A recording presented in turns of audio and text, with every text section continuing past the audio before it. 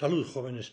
Ya sabéis que ando de vacaciones y que no hago química experimental. Bueno, pues alguien me ha dicho que si me pasaba algo y que por qué, vamos, que hacía tiempo que no subía ningún vídeo. Así que bueno, aunque esté de vacaciones, voy a subir este referido al sulfuro de carbono, que es, ¿cómo diría yo?, el disolvente que considero más odioso y más indeseable para mí, por lo menos. Bueno, empiezo contándoos lo que es el sulfuro de carbono para los que saben poco. Los que saben mucho, pues que me excusen, pero yo me refiero sobre todo a los que saben muy poco para que aprendan cositas. Bueno, el sulfuro de carbono, pues si os fijáis, eso responde a la fórmula CS2. Se parece muchísimo, ¿verdad?, a CO2. A fin de cuentas, oxígeno y azufre del mismo grupo son. O sea que no es nada raro que el sulfuro de carbono pues tenga la misma estructura que tiene el dióxido de carbono. Es decir, es una molécula lineal, es una molécula apolar, ciertamente, pero bueno, bastante más polarizable que el dióxido de carbono, porque los azufres son bastante gorditos, ¿verdad?, y más fácilmente deformables. Bueno, tiene una química relativamente extensa, por cierto, y yo destacaría quizás dentro de la química del sulfuro de carbono la facilidad con que se pueden hacer adiciones 1,2 al doble enlace carbono-azufre con, perdón, esto para los iniciados en química, de manera que es bastante fácil preparar ditiocarboxilatos, bueno, pues por reacción, por ejemplo, con compuestos de Grignard o organolitios o algo por el estilo, por ejemplo. Con alcoholes, preferiblemente con alcóxidos, pues uno puede preparar muy fácilmente santogenatos. Con aminas, incluso con una amina secundaria en exceso, se preparan muy fácilmente y de forma inmediata dialquil ditiocarbamatos de dialquilamonio, que son muy interesantes, vamos, por lo menos ahí me dieron cierto juego en un cierto momento. Bueno, pues esto es un poco la química del sulfuro de carbono, pero yo añadiría que es muy interesante porque es capaz de disolver a muchas sustancias que son poco solubles en otros disolventes. Por ejemplo, uno dice, pues un yoduro como el de aluminio, con el que yo he trabajado, pues se disuelve bien el sulfuro de carbono. Se puede preparar ahí, por ejemplo. Bueno, pues ahora os voy a contar un poco el por qué odio, el por qué me resulta odioso. No, antes voy a contaros que tuve una experiencia muy interesante a nivel industrial, justamente cuando hice una colaboración, pero hace de esto ya como casi 30 años, con la celofán. Bueno, pues la preparación de celofán justamente se basa en una reacción entre el sulfuro de carbono y la celulosa, de forma que se prepara con cierta facilidad, aunque es un proceso bastante lento en cuanto a la maduración, ¿verdad?, pues lo que se llama el santato o santogenato de celulosa. En realidad no es un santogenato de celulosa, es algo así como un polisantogenato sódico, porque la reacción a fin de cuentas se produce entre los grupos OH de la celulosa. Ya sabéis que la celulosa de forma aproximada sería algo así como un polímero de la glucosa. Bueno, pues con los OH, con algunos OH, ¿verdad?, en presencia de sulfuro de carbono y de sosa, se inserta el sulfuro de carbono y se forma ese santogenato de sodio. Bueno, pues eso permite disolver a la celulosa. Y luego la celulosa lo que se hace es pasarla por unas boquillas o por lo que sea, según lo que se quiera, ¿verdad? Si se quiere preparar celofán, pues por una bastante alargada y demás. Si se quiere preparar viscosa, pues por agujeritos muy pequeños, pues para que salga pues esta seda artificial. Bueno, pues eso es un poco la reacción de preparación de este santogenato de celulosa, entre comillas. Bueno, ahí es muy interesante la reacción y es muy útil. Luego, cuando se descompone para regenerar, para formar a fin de cuentas lo que es el celofán, pues lo que hay que hacer es simplemente esa disolución muy espesa, pues se trata con ácido sulfúrico, con lo cual se libera el sulfuro de carbono y se regenera la celulosa. Lo que pasa es que se regenera en un film transparente, muy bonito y demás. Hay toda una tecnología, pero bueno, dejemos eso porque si no, no acabamos con el vídeo. Voy entonces a contaros el por qué tengo manía al sulfuro de carbono. Por eso no, por eso en absoluto.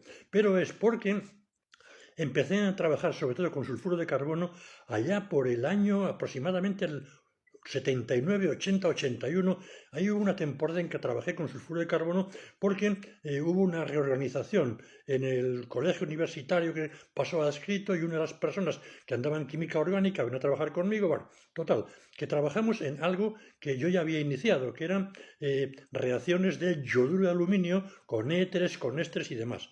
Entonces, para trabajar con esto, resulta que era muy bueno hacerlo en sulfuro de carbono, porque el yoduro de aluminio se prepara muy fácilmente en sulfuro de carbono. Bien, y luego ahí en el sulfuro de carbono se añadía lo que queremos que destruya, ¿no? Digamos, reaccione con el yoduro de aluminio.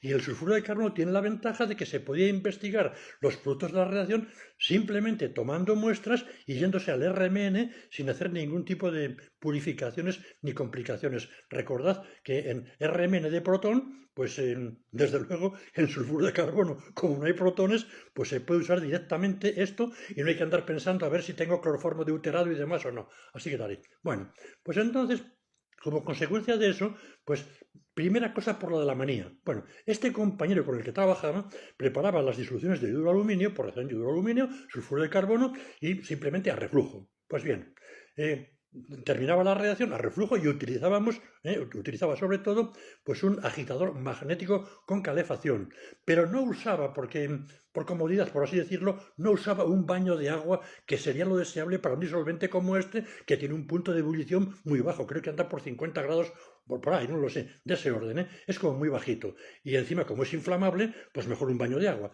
pero bueno, él lo hacía directamente. Bueno, acababa la reacción, cuando la daba por terminada, entonces quitaba el condensador, refrigerante llamamos, ¿verdad? Realmente es el condensador. Lo separaba del matraz de reacción. Y, bueno, pues al hacer la separación del matraz de reacción y ya con el agitador magnético apagado, bueno, pues más de una vez caía alguna gota de la que contenía el condensador refrigerante, caía sobre la placa caliente. Bueno, pues imaginaos, yo no me lo imaginaba, caer la gota y ponerse a arder todo uno. Bueno, cuando ata el sulfuro de carbono, ya sabéis lo que va a dar, CO2 por una parte por el carbón y SO2, dióxido de azufre, por el otro. Ya sabéis que el dióxido de azufre pues, es bastante molesto, bastante desagradable y un poquito tóxico y demás. Bueno, pues primera manía por ahí. Segunda manía, porque en cierta ocasión, haciendo yo una prueba concreta para ver si cierta disolución de sulfuro de carbono se podía evaporar en un baño de agua y en la vitrina, pues la coloqué también sobre un agitador magnético con calefacción, un baño de agua, eso sí, un vaso en el que había colocado una disolución de sulfuro de carbono con el yoduro de aluminio para ver si realmente se podía aislar de esa forma yoduro de aluminio, aunque ya sabemos que es tremendamente inestable. ¿Y qué es lo que sucedió? Pues algo que también me llamó muchísimo la atención. La vitrina no tiraba, no funcionaba bien. En aquellas épocas, me estoy refiriendo a principios de los 80, no ocurre como ahora, que bueno, ahora yo que sé, hay que ver si la vitrina no tira o no tira, medir la velocidad de flujo y muchísimas cosas. Bueno, entonces todavía no se estaba en todo ese tipo de historias. Y la vitrina no tiraba, simplemente, bueno, hacía ruido el motor, pero como que no tiraba, estaba como muerta o medio muerta, no tiraba. Y entonces, ¿qué es lo que pasa? Que no se llevaba el vapor de sulfuro de carbono que se está evaporando. Y entonces, ¿qué sucedió? Pues algo que también me llamó mucho la atención. De repente me encuentro con un incendio, pero así, aquello se pone a arder. ¿Qué había sucedido? Pues fijaros, algo tan sencillo pero inesperado como que el sulfuro de carbono salía del vaso pasaba el sulfuro de carbono, ya sabéis que es más del doble de denso que el aire, Bueno, pues no se marchaba, entonces se acumulaba en el baño que tenía, en el baño de agua. Bueno, pues del baño de agua pasaba, se salía del baño de agua y bajaba abajo hacia la placa calefactora. Bueno, por alguna razón la placa calefactora en algún momento esto de que se enciende, se apaga, pues le haría algún chispazo, me imagino, y de repente aquello se puso a arder. Joder, pues menuda gracia, ¿verdad? Ya había visto cómo ardía la gota de sulfuro de carbono y de repente aquello se puso a arder y bueno, nada grave, porque estaba como muy aislado, nada grave. Bueno, muy bien, pero una manía, desde luego, el sulfuro de carbono, cosa loca. Bueno, pues la última y definitiva manía.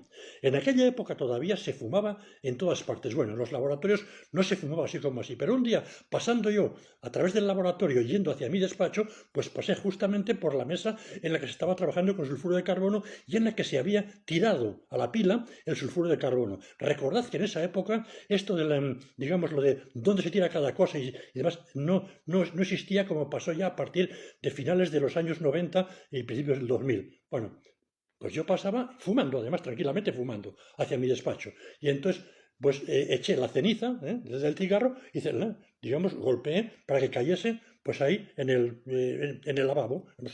¿Y sabéis lo que pasó? Pues pasó que había echado sulfuro de carbono, el sulfuro de carbono había quedado en los vapores y de repente ¡flash! O sea, pero un flash, bueno, un susto, bueno, que no me chamusco las cejas de milagro.